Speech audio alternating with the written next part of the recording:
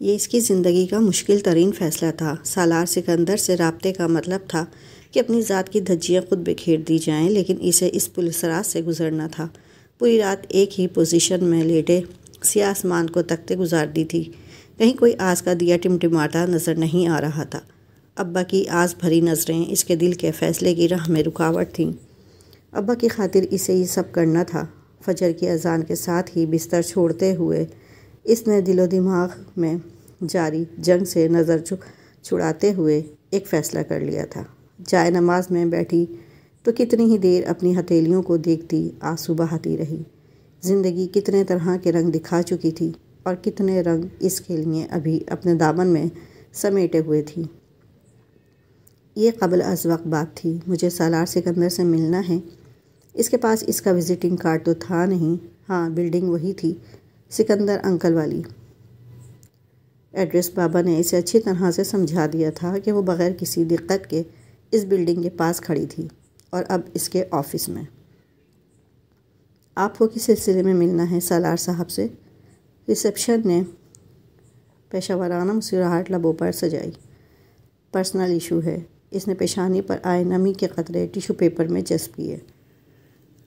آپ کی اپائنٹمنٹ ہے ان کے ساتھ؟ لڑکی نے اس سے پوچھا۔ جی نہیں، لیکن آپ انہیں بتا دیں کہ… اس کے لبوں پر بات ادھوری رہ گئی۔ آفس کا دروازہ کھلا اور اندر سے ایک خوش پوش شخص برآمد ہوا۔ سالار سکندر کو دیکھ کر اس کے دل کی دھڑکنیں ایک بار پھر منتشر ہوئی تھیں۔ اس نے بہت بڑی غلطی کر دی تھی یہاں آ کر۔ اس کا بس چلتا تو وہیں کھڑے کھڑے غائب ہو کر اپنی غلطی کا ازالہ کر دیتی۔ سر، یہ محترمہ آپ سے ملنا چاہتی ہیں۔ سالار پلٹنے ہی والا تھا کہ ریسیپشن پر کھڑی لڑکی نے اسے آگاہ کیا۔ کس سلسلے میں؟ سالار نے ایک لمحہ رک کر اس کی شکل بغور دیکھی۔ میں آپ سے اکیلے میں بات کر سکتی ہوں؟ اپنی خفت مٹاتے ہوئے اس نے قدرے ہموار لہجے میں کہا۔ تو وہ ناسمجھی کے عالم میں اسے دیکھ کر رہ گیا۔ پروفیشنل لائف میں، روزمرہ زندگی میں اسے اس صورتحال سے گزرنا پڑتا تھا۔ عموماً جاب کے خواہشمند خواتین و حضرات جب کسی سفارش کے ساتھ اس کے پاس آتے تھے تو اکیلے میں ملاقات کی ڈیمانڈ ہی کرتے تھے، لیکن اس لڑکی کے چہرے کے تاثرات اس کی اندرونی کشمکش کے آئینہ دار تھے۔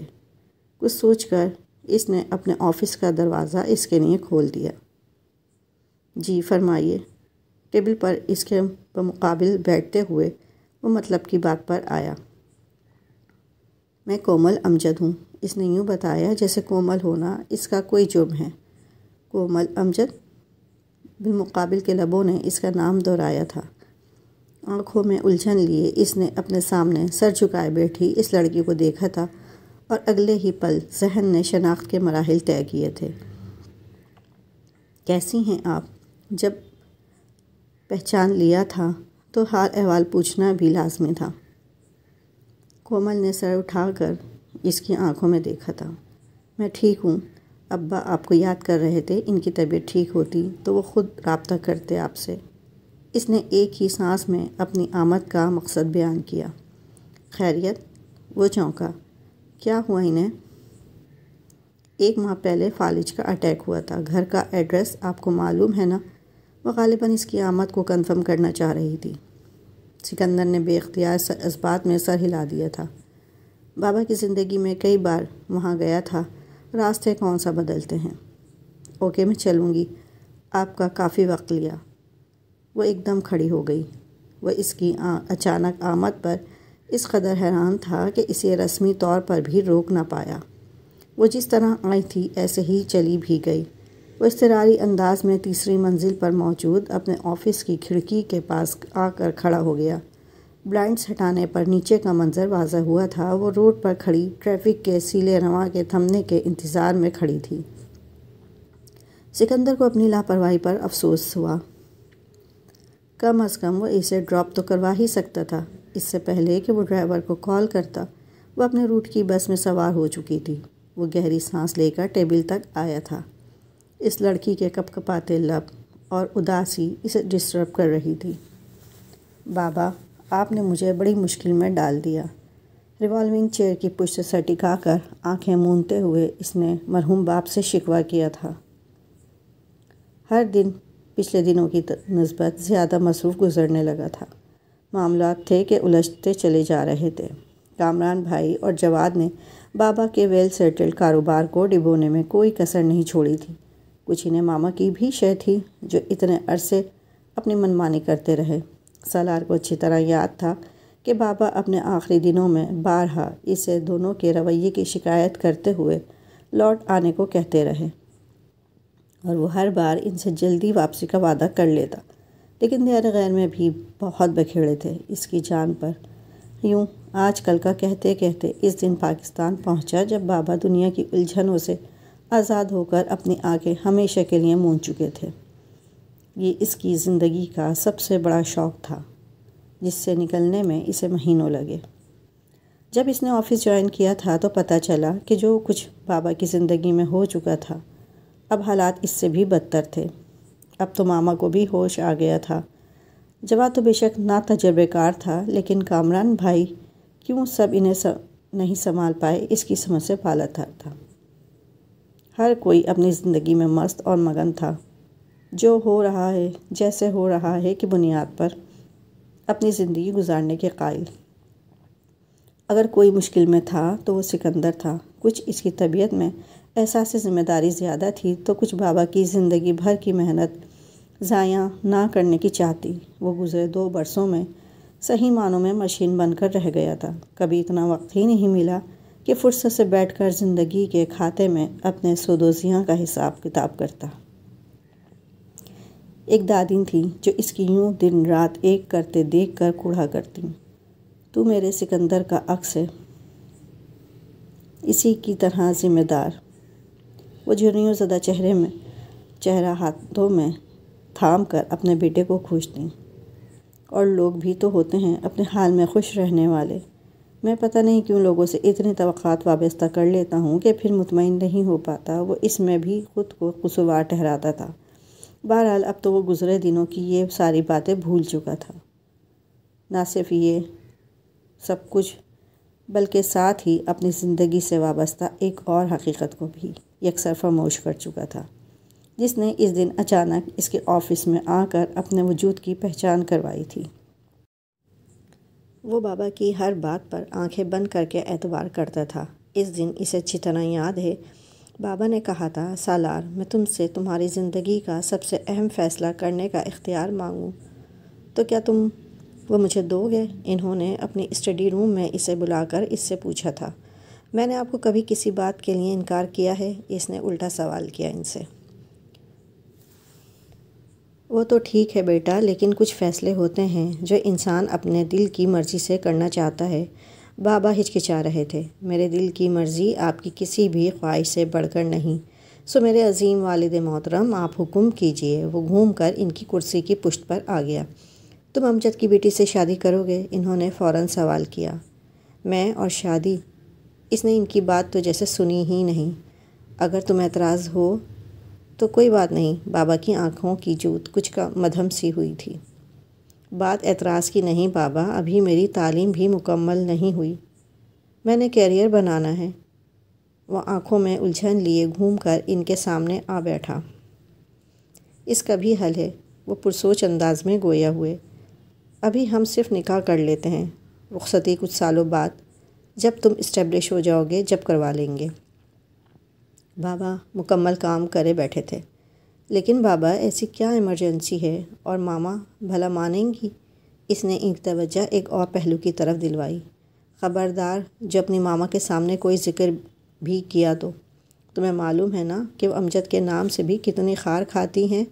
یعنی آپ میرا خفیہ قسم کا نکاح کروانا چاہتے ہیں؟ اتنی سنجیدہ گفتگو کے دوران بھی اسے ہنسی آ گئی۔ فی الحال کچھ ایسا ہی ہوگا، تم مجھے صرف یہ اطمینان دلا دو کہ تمہیں کوئی اور لڑکی پسند تو نہیں، کوئی کمٹمنٹ تمہاری کوئی، کیونکہ بیٹا میں یہ نہیں چاہتا کہ انجانے میں ہی صحیح تمہارے ساتھ کوئی غلط حق تلفی نہ ہو جائے۔ اب بابا نے اس کا چہرہ بقول دیکھا۔ کمٹمنٹ تو میری کوئی نہیں ہے بابا، لیکن آپ ایک دفعہ پھر سوچ لیں۔ ماما سے اس بات کو چھپا کر آپ بہت بڑا رسک لے رہے ہیں۔ یہ بات ہمیشہ چھپی تو نہیں رہے گی، لیکن تب آپ کی ذمہ داری ہوگی ساری سچویشن کو ہینڈل کرنا۔ اس نے انہیں صورتحال کی نزاکت سے آگاہ کرتے ہوئے گویا فری ہینڈ دیا۔ Okay done, don't worry. وہ ایک دم پرجوش ہوئے۔ ابھی تو مجھے امجد سے بھی بات کرنی ہوگی اور اسے منانا تمہیں منانے سے کہیں زیادہ مشکل ہوگا۔ بھابھی کی اچانک وفات کے بعد سے وہ کومل کی بہت ٹینشن لیے بیٹھا ہے، ہر ایرے غیرے کو بلا لیتا ہے رشتہ دیکھنے کے لیے۔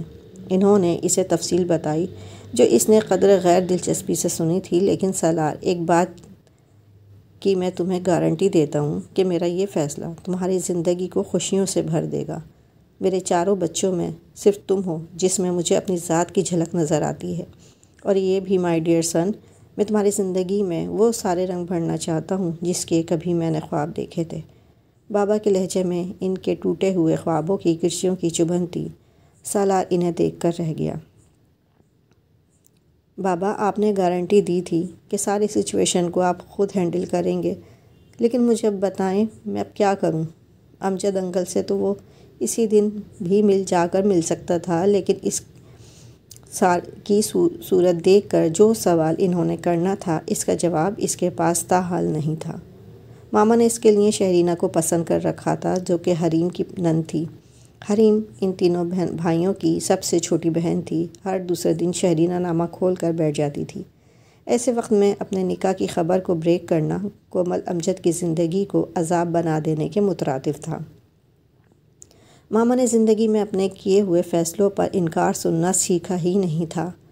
وہ یہی چاہ رہا تھا کہ پہلے ماما کو ذہنی طور پر تیار کر لے، پھر حقیقت ان کے سامنے لائے، لیکن اتنے دن گزرنے کے باوجود بھی وہ یہ کام نہ کر سکا تھا۔ اس دن بھی ناشتے کی ٹیبل پر اپنے سامنے ماما کو آ کر بیٹھتے دیکھ کر اس نے گہری سانس لی۔ آج حریم کو سسرال سمیت ڈنر پر انوائٹ کیا ہے میں نے۔ انہوں نے نیوز پیپر اپنے سامنے پھیلاتے ہوئے اسے مطلع کیا۔ تو وہ جانتے پوچھتے بھی انجان بن گیا۔ سالار، انہوں نے تنبیہی انداز میں اسے گھورا، میں تمہیں اس لیے بتا رہی ہوں کہ ڈنر پر تمہاری موجودگی ضروری ہے، شہرینہ بھی آئے گی۔ ماما پلیز، میں نے آپ کو پہلے بتا رکھا ہے کہ شہرینہ میں مجھے کوئی دلچسپی نہیں، اور میرا ابھی شادی کرنے کا کوئی ایسا ارادہ بھی نہیں ہے۔ کیوں؟ کیونکہ میں اپنی پسند سے شادی کرنا چاہتا ہوں، اس نے پرسکون انداز میں جواب دیا۔ اوہ، تو یہ بات ہے، انہوں نے ہونٹ سکیڑے۔ اگر تم اپنی چھوٹی پھپھو کی بیٹی سے شادی کرنا چاہتے ہو تو ایسا کبھی نہیں ہوگا۔ یہ سوچنا بھی نہیں۔ یہ وہی لوگ ہیں جنہوں نے ساری زندگی سکندر کو مجھ سے دور کرنے کے جتن کیے۔ ماما کی سوچ سسرال اور سسرال سے وابستہ رشتہ داروں کے بارے میں وہی روایتی تھی۔ آپ بے فکر رہیں، سمن کی انگیجمنٹ ہو چکی ہے، اس نے حتی الامکان ٹھنڈے لہجے میں کہا۔ اور دوسری؟ انہوں نے ذہن پر زور ڈالتے ہوئے نام یاد کرنا چاہا۔ کم آن ماما، مریم بہت چھوٹی ہے ابھی، اور میں نے ان دونوں کو ہمیشہ اپنی بہنیں سمجھا ہے۔ آپ یہ بات اپنے دل سے نکال دیں کہ میں ان کے بارے میں ایسا سوچوں گا بھی۔ اس نے بڑے رسان سے اپنی اور پھپھو کی دونوں کی پوزیشن کلیئر کر دی۔ بہرحال حریم اور اس کے سسرال والے آج آ رہے ہیں۔ ماما اس کا جواب سنے بغیر ٹیبل سے اٹھ گئیں۔ وہ ٹھنڈی سانس بھر کر رہ گیا۔ آفس جانے کا ارادہ ملتوی کرتے ہوئے وہ دادی کے پاس اٹھایا۔ دادی کی دنیا اس چھوٹی سی نیکسی تک محدود تھی جہاں بابا کی ڈیتھ کے بعد ماما نے ان کو منتقل کر دیا تھا۔ سالار نے اس پر بھی پرزور احتجاج کیا تھا، لیکن دادی نے خود ہی اس کو سمجھا بجھا کر ٹھنڈا کر لیا تھا۔ اس کے قدم انیکسی کی جانب بڑھ گئے تھے جو گھر کی مرکزی عمارت سے ہٹ کر لان عبور کر کے دوسری طرف ذرا سی پیچھے تھی۔ آ گیا میرا بچہ، دادی سے دیکھتے ہی خوش ہو گئیں۔ جی دادی۔ وہ ان کی گود میں سر رکھ کر تخت پر ہی لیٹ گیا۔ انہوں نے جھک کر اس کی پیشانی پر پیار کیا۔ آج صبح سے میرا دل تمہارے لیے اداس تھا۔ اچھا، پھر آپ نے کیوں نہیں بلایا مجھے؟ اس لیے کہ مجھے پتہ تھا کہ تو خود آئے گا۔ ان کی نرم انگلیوں کا لمس وہ اپنے بالوں میں محسوس کر رہا تھا۔ کیا بات ہے سالار، آج تو بہت پریشان لگ رہا ہے۔ جب کافی دیر تک آنکھیں بند کیے وہ یوں ہی لیٹا رہا تو دادی نے پرسوچ نگاہیں اس کے چہرے پر جما دیں۔ ہاں دادی، آج میں بہت پریشان ہوں، اس نے دادی کو بتایا۔ بیٹا میری بات مان، تو اپنا گھر بسا لے۔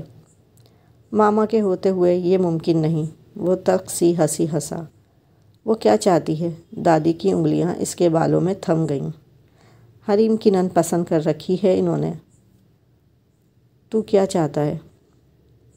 میں کچھ نہیں چاہتا، لیکن کیا؟ دادی نے اس کی ادھوری بات مکمل ہونے کا انتظار کیے بغیر سوال کیا۔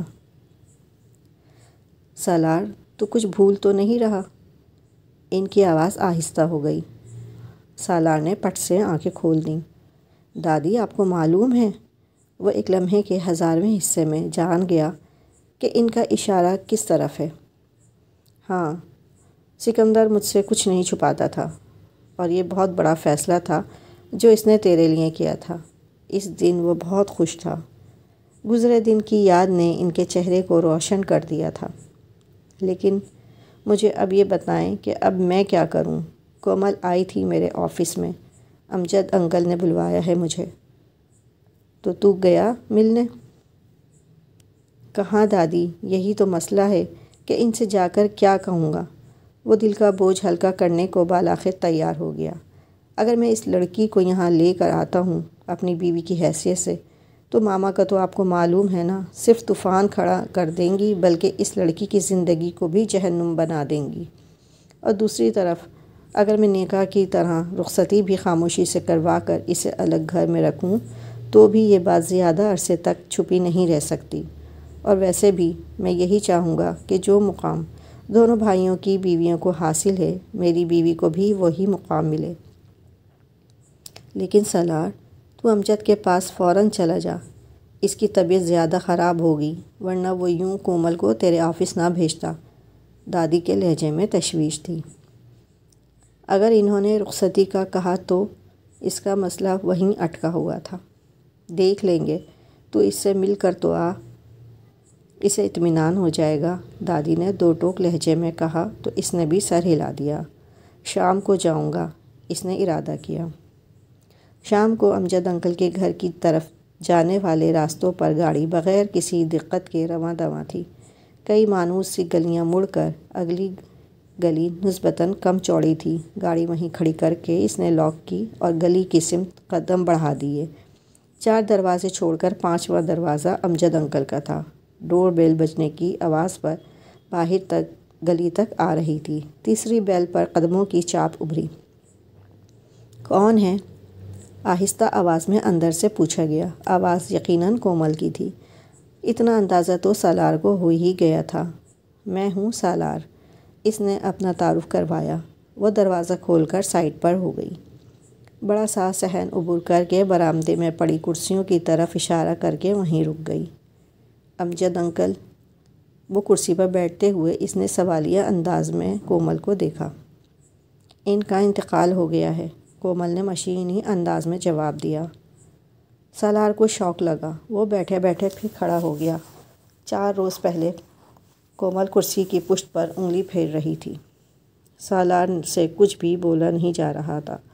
وہ ایک بار پھر لیٹ ہو گیا تھا۔ گھر میں اور کون کون ہے؟ گھر کی خاموشی محسوس کر کے وہ چونکا۔ کوئی نہیں۔ کومل کے گلے میں پھندا سا لگ گیا۔ رات میں پڑوس سے آپا جی آ جاتی ہیں جنہوں نے مجھے قرآن پڑھایا تھا۔ بمشکل اس نے بات پوری کی۔ وہ کرسی پر گرنے کے سے انداز میں بیٹھ گیا۔ اگر اس لڑکی کا اور اپنا رشتہ بھول بھی جائے تو امجد انکل کی بیٹی کو بھی وہ یوں اکیلا نہیں چھوڑ سکتا تھا۔ میں جاب کرنا چاہتی ہوں، اگر کسی ہاسٹل میں رہائش مل جائے تو۔ وہ انگلیاں مروڑنے لگی۔ وہ تو سب کچھ ہو جائے گا یار۔ سالار کسی اور ہی سوچ میں تھا۔ میں اپنے ڈاکومنٹس آپ کو دے دوں گی۔ وہ فوراً سے پیشتر جواب چاہ رہی تھی۔ کیا پتہ یہ ایک بار چلے گئے تو پھر کبھی بھی نہ آئیں۔ اس لیے وہ کسی قسم کا رسک لینا نہیں چاہتی تھی۔ یہ الگ بات تھی کہ اس کا مسئلہ صرف وہی حل کر سکتا تھا۔ ٹھیک ہے، دیکھتے ہیں۔ آپ تیاری کر کے رکھیے گا۔ آپ آپا جان کو بھی بلوا لیے گا، ان سے مل کر میں کل آپ کو لے کر جاؤں گا۔ وہ کسی حتمی نتیجے پر پہنچ گیا تھا۔ کہاں؟ وہ سراسیمہ ہو گئی تھی۔ فی الحال اپنے گھر نہیں لے جا سکتا، کچھ اور دیکھوں گا۔ دیکھ لیجئے گا سامان مختصر سا ہو، باقی گھر لاک کر دیں گے۔ لیکن آپ مجھے لے کر جائیں گے کہاں؟ وہ بدستور پریشان تھی۔ آپ بے فکر رہیں، آپ میری ذمہ داری ہیں، میں پوری دیکھ بھال کر کے ہی کوئی فیصلہ کروں گا۔ اس نے اس کی پریشانی سمجھتے ہوئے اسے تسلی دی۔ دروازہ کھول کر جب وہ باہر نکلا تو کئی لوگوں نے گلی میں چونک کر اسے غور سے دیکھا تھا۔ کومل کی آکورڈ پوزیشن کا سوچ کر وہ ایک بار پھر شرمندہ ہو گیا۔ بہرحال سردست اسے پھپھو کے گھر جا کر اس مسئلے کو حل کرنا تھا۔ پھپھو کو مختصر ساری بات بتا کر اس نے فی الحال کومل کی رہائش کی بابت دریافت کیا۔ پھپھو اور پھپھا اپنی دونوں بیٹیوں کے ساتھ شہر کے نسبتاً بہتر علاقے میں رہائش پذیر تھے۔ پھپھو کا ایک ہی بیٹا تھا جو 2 سال سے بسلسلہ روزگار چائنا میں مقیم تھا۔ پھپھا ریٹائرڈ پرنسپل تھے اور پھپھو کی طرح ہی شفیق اور ملنسار۔ سالار کی زبانی پورا قصہ سن کر انہوں نے پہلے تو اس کی لاپرواہی اور غفلت پر شدید افسوس کا اظہار کیا اور پھر پھپھو سے کہا کہ سالار کے ساتھ جا کر وہ خود کومل کو لے کر آئیں تاکہ اس کی عزت نفس بھی مجروح نہ ہو۔ سالار کے سر سے ایک بڑا بوجھ سرک گیا تھا، لیکن ابھی اسے بہت کچھ کرنا تھا۔ میں نے تمہیں ڈنر کے متعلق بتایا تھا نا، رات گئے۔ جب وہ گھر لوٹا تو ماما لاؤنج میں ہی اس کا انتظار کر رہی تھیں۔ ان کے چہرے کے تاثرات اس کی شدید ناراضگی کا احساس دلا رہے تھے۔ میں بہت بزی تھا ماما، وہ یہی کہہ پایا۔ وہی تو پوچھ رہی ہوں کہ کہاں بزی تھے؟ آفس سے تو تم دوپہر کو ہی اٹھ آئے تھے۔ ماما کی اطلاعات اس کے متعلق ہمیشہ اپ ٹو ڈیٹ ہوتی تھیں۔ ماما میری پرسنل مصروفیات ہیں، میں دوست کے ساتھ تھا۔ اس نے سوچا تھا کہ تحمل سے کام لے گا، لیکن ماما کی جرح سے چڑ گیا۔ رات سوتی جاگتی کیفیت میں گزری تھی۔ آپا جی نے تو ساری بات سن کر خاصے اطمینان کا اظہار کیا تھا، لیکن اسے عجیب سی بے کلی تھی۔ چپ چاپ بہت سارے آنسو اس کی آنکھوں کے کناروں سے نکل کر تکیے میں جذب ہوتے رہے۔ امی کی ڈیتھ کے بعد تو اسے بابا کا سہارا تھا، وہ سنبھل گئی تھی، لیکن بابا کے انتقال کے بعد تو وہ بالکل بے سائبان ہو گئی تھی۔ اس گھر میں اس کی ماما اور بابا کی یادیں تھیں۔ ان کو چھوڑنا اس کے لیے انتہائی مشکل کام تھا، لیکن اسے امید تھی کہ وہ یہ مشکل کام بھی کر گزرے گی۔ اپنے ڈاکومنٹس، ماما، بابا کی کچھ تصویریں اور چند جوڑے جو نسبتاً بہتر حالت میں تھے، اس نے رات کو ہی بیگ میں رکھ لیے تھے۔ اب تو بس انتظار تھا رات گزرنے کا اور پھر نیا دن طلوع ہونے کا۔ خلاف توقع سالار ٹھیک 10 بجے پھپھو کے ساتھ اس کے گھر پہنچ گیا تھا۔ پھپھو بہت محبت سے ملی، امجد انکل کا افسوس کیا اور کافی دیر تک گلے لگا کر اسے تسلی دی۔ ذرا سی محبت پا کر اس کی آنکھیں ٹپ ٹپ برسنے لگیں۔ سوجی ہوئی متورم آنکھیں اس کے رت جگہ کا پتہ دے رہی تھیں۔ بابا کے بعد وہ اپنی ماں اور دادی اور بہن بھائیوں کے باوجود خود کو تنہا محسوس کرتا تھا، اور یہ لڑکی حقیقتاً کتنی تنہا تھی۔ سالار نے تعصب سے لب بھینچ لیے۔